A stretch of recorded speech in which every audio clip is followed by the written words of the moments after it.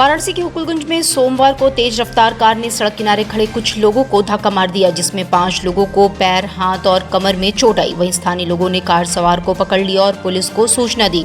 Police को car सवार ने बताया कि उसकी मां की हालत गंभीर थी, इस कारण वह जल्दी में था और घायलों के दवा का खर्च भी उठाने को तैयार है। जानकारी के अनुसार दयाशंकर मौर्य अपनी मां को कार में लेकर टाटा मेमोरियल जा रहा था। इस दौरान हड़बड़ी में हुकुलगंज सड़क पर उसने अपने कार से कुछ लोगों को धक्का मार दिया। वाराणसी के लाल बहादुर शास्त्री एयरपोर्ट पर रविवार की शाम शारजहां से पहुंची एयर इंडिया की फ्लाइट से वाराणसी पहुंचे यात्री के पास से कस्टम अधिकारियों ने 891 ग्राम सोना पकड़ने में सफलता प्राप्त की है। यात्री ने बड़ी ही चालाकी से सोने के बिस्किट्स को जूते के सोल में छुपाकर रखा हुआ था। बता दें कि बरामद सोने का मूल्य 48,11,000 रुपए आका गया है। फिलहाल सोने को जब्त करते हुए कस्टम अधिकारी उक्त यात्री से पूछताछ कर रहे हैं। वाराणसी के कोतवाली थाना परिसर में स्थित महिला थाने में सोमवार की सुबह एक महिला पॉकेटमार शौचालय के रास्ते से भाग गई, जिसके बाद थाने में हड़कंप मच गया। फिलहाल महिला थाना प्रभारी के प्रयासों से पुलिस कर्मियों ने कुछ ही देर बाद काल भैरव इलाके से उस महिला पॉकेटमार को गिरफ्तार कर लिया। इस संबंध में DCP Kashi zone RS Gautam ने जांच के आदेश दिए हैं। उन्होंने बताया कि जांच के बाद यदि पुलिस कर्मियों की लापरवाही मिली तो आवश्यक कार्रवाई की जाएगी। Police commissioner A Satish Ganesh ने रविवार को लालपुर पांडेपुर थाना प्रभारी सुधीर सिंह को लाइन हाजिर कर दिया। इसके अलावा उनके ऊपर विभागीय जांच भी बैठा दी गई है। बता दें कि थाने पर तैनात head constable driver Yashwant Singh ने शनिवार को आत्महत्या का प्रयास किया था, जो अभी तक ट्रॉमा सेंटर में जिंदगी और मौत से जूझ रहे हैं। उन्होंने अपने सुसाइड नोट में थाना प्रभारी द्वारा छुट्टी के लिए प्रताड़ित किया जाना भी एक कारण बताया था। वाराणसी में जल संरक्षण को बढ़ावा देने के उद्देश्य से सामाजिक संस्था सुबह बनारस क्लब के बैनर तले भैरवनाथ स्थित श्री वल्लभ विद्यापीठ बालिका इंटरमीडिएट कॉलेज की छात्राओं ने पानी की महत्ता को दर्शाने के लिए जागरूकता अभियान चलाया। संस्था के अध्यक्ष मुकेश जायसवाल, लक्ष्मी हॉस्पिटल के प्रबंध निदेशक डॉक्टर अशोक कुमार राय, कॉलेज की प्रधानाचार्य डॉक्टर मुक्ता पांडे, महासचिव राजन सोनी, उपाध्यक्ष समाजसेवी अनिल केसरी के नेतृत्व में ये अभियान चलाया गया। छात्रों ने हाथ में बिन पानी सून घड़ा जैसे लिखे स्लोगन की तख्तियां लिए पानी की कमी से होने वाले गंभीर कष्टकारक समस्याओं व पानी के महत्व को दर्शाया। आज सुबह बनारस क्लब की तरफ से विद्यालय में बच्चों को जल संरक्षण के लिए जागरूक करने हेतु कार्यक्रम का आयोजन किया गया है। बच्चों ने यहाँ जल संरक्षण की शपथ ली है, क्योंकि यह बच्चे ही हमारा भविष्य हैं और बच्चों को अगर हम जागरूक कर दिए तो जो निरंतर भूजल स्तर गिर रहा है और भारत के विभिन्न क्षेत्रों में भूजल या जल की उपलब्धता की स्थिति बहुत ही खराब होती जा रही है निरंतर, और लोग पानी के लिए तरस रहे हैं।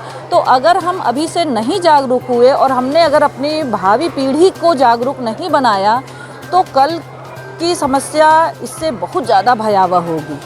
तो इसीलिए आज बच्चों को जल संरक्षण की शपथ दिलाई गई और जागरूक किया गया कि अपनी ज़रूरत भर का ही पानी यूज़ कर रहे हैं और उससे ज़्यादा जो पानी की बर्बादी हम करते हैं उसको रोकें, जिससे हम अपने भविष्य को उज्जवल बना सकें और जल की कमी हमको भविष्य में महसूस न हो। चंदौली के इंडियन बैंक में लॉकर काटकर आभूषण चोरी का मामला थमने का नाम नहीं ले रहा है। लोक अदालत की नोटिस के बावजूद बैंक प्रबंधन की ओर से पीड़ित लॉकर धारकों को बीमा कागजात मुहैया नहीं कराया गया। इससे नाराज लॉकर धारक सोमवार को बैंक में तालाबंदी कर गेट पर धरने पर बैठ गए। लॉकर धारकों के उग्र रूप के सामने बैंक के अधिकारी कर्मचारी सहमे नजर आए। बता दें कि जनवरी में शातिर चोरों ने मुख्यालय स्थित इंडियन बैंक शाखा के 40 लॉकरों को काटकर करोड़ों के गहनों पर हाथ साफ कर दिया था। घटना में पुलिस ने कई आरोपितों को पकड़ा, लेकिन चोरी गए माल के सापेक्ष काफी कम गहनों की बरामदगी हुई थी। जिलाधिकारी कौशल राज शर्मा ने सोमवार को राइफल क्लब सभागार में सुबह 10 बजे से जनसुनवाई की। इस दौरान फरियादियों की शिकायत सुनते हुए उन्होंने कई मामलों में संबंधित अधिकारियों को जल्द निपटारे का निर्देश दिया। वहीं डीएम ने डुबकिया के ग्राम प्रधान संजीव कुमार सिंह द्वारा ग्राम पंचायत भवन की अति जर्जर होने की शिकायत की गई, जिस पर जिलाधिकारी ने जल्द ही परीक्षण कराकर धन आवंटित कराने हेतु जिला पंचायत राज अधिकारी को निर्देश दिए हैं। काशी की दिव्यांग शिखा रस्तोगी को उत्तर प्रदेश सरकार ने काशी विश्वनाथ कॉरिडोर में एक दुकान आवंटित कर दिया है। इसी सिलसिले में सोमवार को शिखा जिला मुख्यालय पहुंची थी।